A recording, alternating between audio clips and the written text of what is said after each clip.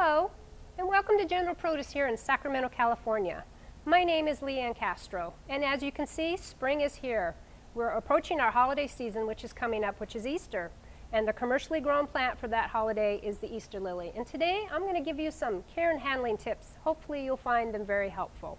So when you go to your store, grocery store, nursery, wherever you go to pick one out, you're going to want to pick a plant that has the foliage is very, very dense, dark green. It has a lot of bulbs and buds on the top of it in different sizes. That way you know it'll last longer. You want to find some that are really big and puffy white.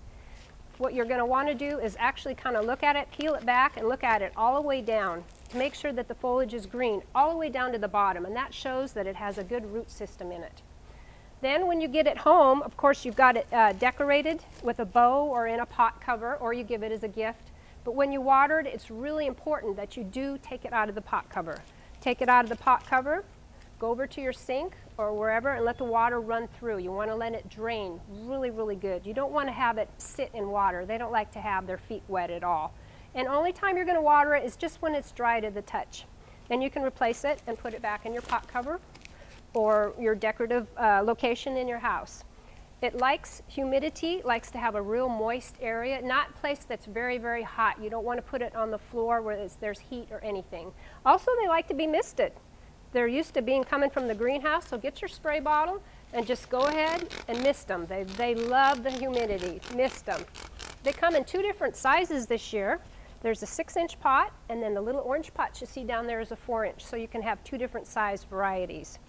Once you get it home, again, really is important for your lily is that you remember to take out the stamens in it, because this can stain your furniture or your fabric or anything. So what you're going to want to do is to find it kind of in the bud stage when it's not all puffy, yellow, bloomed out yet, kind of tight, and just reach in there with your hand and gently pull it out.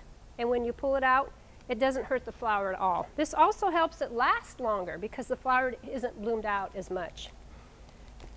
Your location in the house, you want a very bright area, bright indirect area by the window or some place like that where it gets a lot of bright light during the day.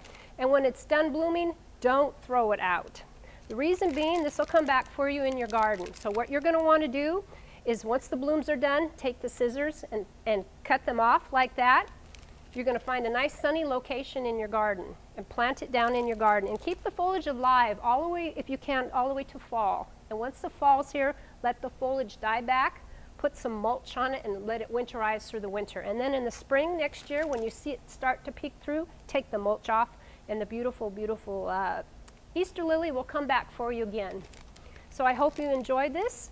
Please take to heart everything that I've said on the Easter lilies. Thank you very much. My name is LeAnn Castro here at General Produce, and that's the Floral Beat.